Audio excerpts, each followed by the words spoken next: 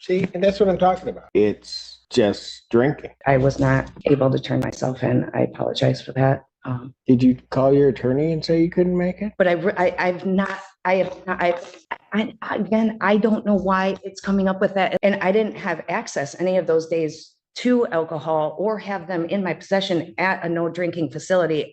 So honestly, I'm telling you, I don't have access to I'm going to tell you, I'm not believing what she's telling. I just don't think she's going to do what anybody asked her to do. I can assure you I'll be here on the 1st. I will. You're just not following through. You don't do what you don't want to do. Well, it doesn't work that way. But at this time, defendant's bond is revoked. This case kicks off with Brett walking into Judge Simpson's courtroom, carrying a mountain of attitude and trouble. From the moment she steps up, it's clear she's already set the stage for things to go downhill fast. She's currently out on bond connected to some substance-related issues, which already makes a situation fragile. But instead of sticking to the terms of her release, she's accused of tampering with her ankle monitor and even being caught drinking while under supervision. Now here's where things really start to spiral. When confronted about it, Brett denies everything, acting like no one else in the room can see what's clearly right in front of them. It's almost like she believes she can talk her way out of reality. The problem? Judge Simpson's courtroom is not the place to test the limits of truth. Judge Simpson has built a reputation for being firm but fair, and one thing he absolutely won't tolerate is dishonesty. When someone's out on bond, trust is everything. And once that trust is broken, the consequences come fast. Watching Brett scramble to explain herself while the judge cuts through her excuses is both tense and uncomfortable that it's one of those moments where you can feel the room shift, a mix of frustration, disbelief, and hard lessons about accountability. So here's the question. Was Judge Simpson too tough in how he handled this, or was he simply doing what any judge should when faced with repeated violations? We are here for PCC and bond violation. I understand the court has received and reviewed the materials that were sent over yesterday. I did. Thank you, Your Honor. The only request that we would have when we're discussing those materials, she is staying in a shelter in Livingston County. There is a separate DB having nothing to do with any of this, and there are some cross allegations in that case. So she's just requesting that we not say the name of the shelter if someone is listening on Zoom to where she's staying. Understood. Thank you, Your Honor. I believe that the materials that we provided were pretty thorough in terms of where Ms. Brown has been coming from and what her circumstances are and pertaining to the bond violation. So I was wondering if the court had any questions. Well, I do, because I'm not sure how you provided the materials, but I'm not sure how that relates to the specific allegations of the bond violation. Because what I have, certainly, maybe one might be able to look at the consumption of alcohol, but there was a tampering that occurred for a 12-hour period. So I am going to let Ms. Brown address that herself with the court. You can explain to him where you're at in terms of the allegation. But I had forwarded her the reports the same day. And just so that Your Honor knows, she did intend to turn herself into the jail this morning, but she was unable to get a ride this morning. And so she's here for in-person court this afternoon. So regarding the tamper on 6/23 and then the positive on 6/25, the court is looking for either an explanation or an admission as to these two. Your Honor, I don't have any clue why those were coming up that way. I know that I was called in to community corrections to have my unit replaced for servicing.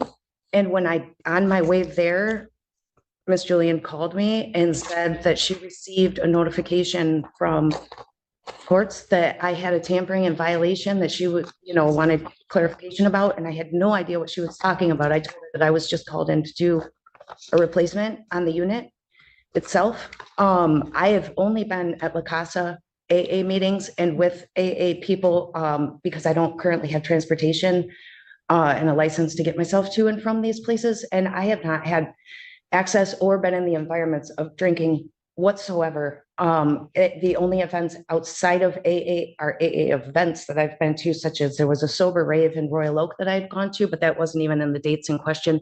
So I'll stop with that. But I was completely confused. So I had the unit replaced. And while at community corrections, they had told me that I had this tampering and violation, 2 counts. And I was in for my reading the week before during this time, and they said that I was all set, good to go. We'll see you next week. And so I was really unsure why I was getting that unless it was due to needing servicing. But I've not, I've saying, Your Honor, this is way too important. Well, hold on a second. Just so that we're clear before you go on with your story. Okay, On June 23rd at the 12:56 a.m. time, yes, sir. that's when the tamper is detected Okay, with the unit. On the 25th, there isn't a tamper, it's just drinking. again, I don't know why it's coming up with that unless the servicing part of it needed it. Because at the shelter where I'm currently residing, there's a locked door policy from 11:30 p.m. until 7 in the morning. And I didn't have access any of those days to alcohol or have them in my possession at a no drinking facility. And I was at the facility at both of those times. I've got to be honest, I'm really struggling to believe this woman's story right now. She's talking like sneaking alcohol into a shelter is some kind of impossible mission. But let's be real, that's just not how the world works. This isn't a high-security prison surrounded by guards and metal detectors. It's a community shelter, and anyone who's ever been in one knows that people find ways to bend the rules all the time. The way she's describing it, you'd think she was living inside a locked-down fortress where no one could ever break a rule or sneak something in. Come on now. People have managed to smuggle alcohol into far stricter places, and they've been doing it for decades. Acting like it's completely impossible just doesn't add up, and here's where defense really falls apart. The entire argument she's making is based on the idea that it couldn't have happened.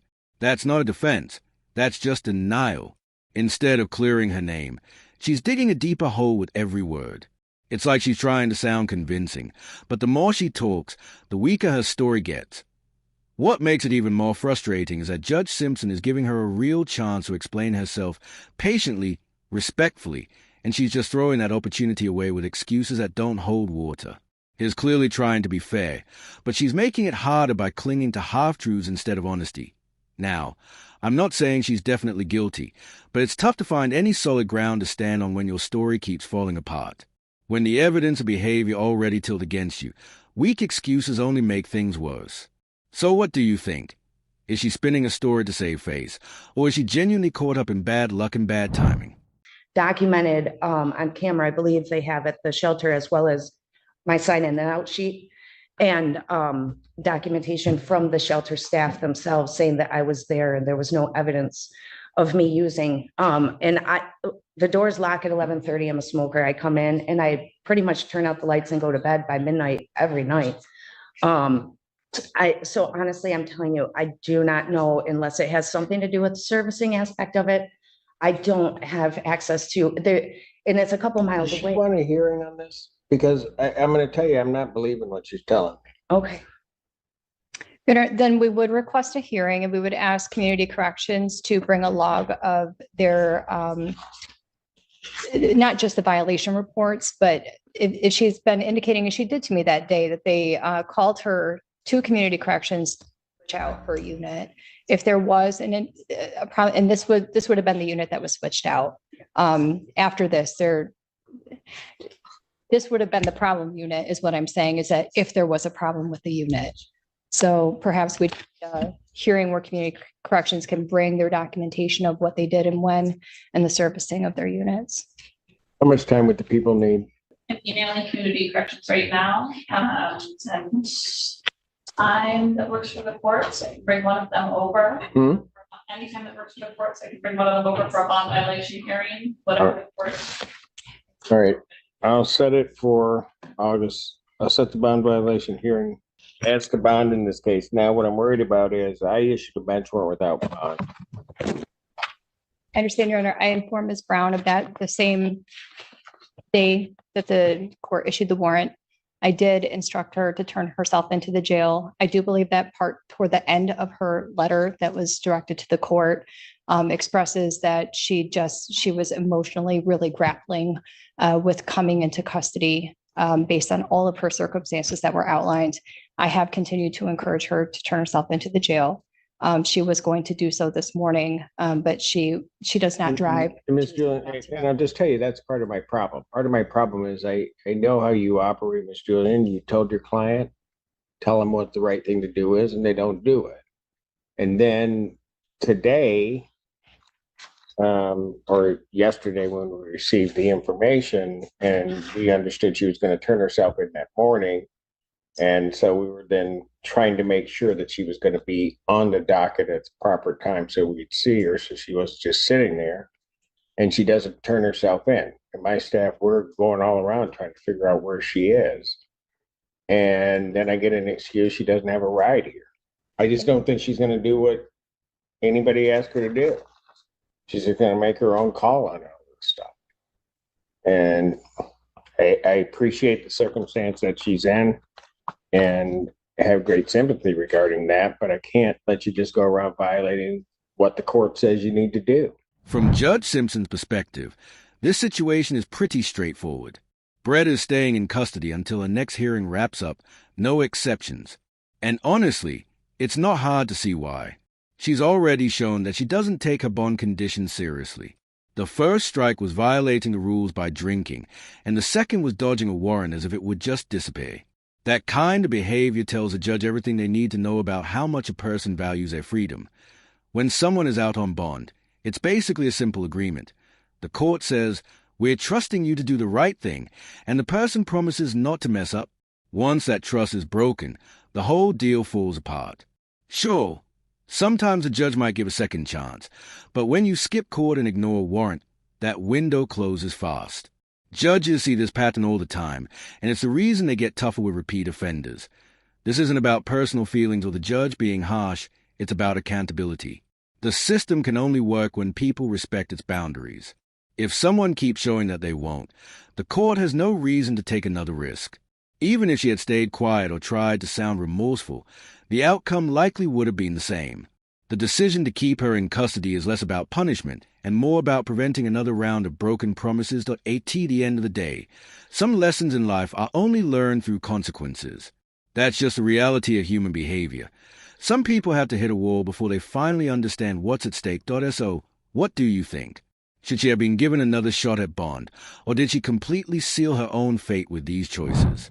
Your Honor, I do have in the next week before the first medical alcohol treatment with another drug testing per bond order. And I also have general therapy with my counselor, my therapist, all of those appointments, as well as some medical appointments that are all before the 1st of August. I have not left the state, and I was here this morning. I was not able to get here to turn myself in, but I was here for this hearing, and I can assure you I'll be here on the 1st. I really need to make these appointments. You shouldn't have had to go through whatever. And like I said, it's not like you didn't get the information from your attorney. You didn't get that. I'm reading everything she's sending me. She's doing a yeoman's job trying to represent you and do that. You're just not following through. I do not have a license, and I'm really sorry that I was not able to turn myself in. I apologize for that. Thank you. Did you call your attorney and say you couldn't make it? No, I wasn't sure yet, but I. See, and that's what I'm talking about. I mean, Miss Julian makes a representation to us that this is what you're going to do. This is everything. And then the person that's defending you and trying to make sure that the court understands everything about you, you're not even communicating with them to say this isn't going to happen. And then you're not following her instructions. She said she'd meet me at 1:45, and I texted her at 1 o'clock and said I'd be here at 1:30 and that I would meet her at 1:45. I didn't ask her for a ride, though. You're right. She did text me. It was after the morning, I want to say noon, that you were not able to turn yourself in this morning and that you would be here at 1:30. So I said that to meet me here since you were going to be meeting me here. So. How'd you get here this time? I had a friend of mine picked me up. I think that what you want to do is you don't want to you don't do what you don't want to do. And so you don't put the effort forth. And then everybody is sort of just misled as to what you're going to do. Well, it doesn't work that way. Because it puts a whole lot of people out. Because, like I said, we're going on Miss Julian's representation of what she instructed you to do and what you said you were going to do. And you didn't do it. And then everybody's looking around. We don't even know where you are or that you're going to show up at this time. You don't get to make those choices. So at this time, and Miss Julian, you can file a motion regarding her additional appointments and other things that she may have to do. But at this time, defendant's bond is revoked, defendant's remand. Your Honor, thank you. In the meantime, for the record, we are trying to see if we can resolve this case at district court level. So Okay, those conversations will continue. Thank you. thank you.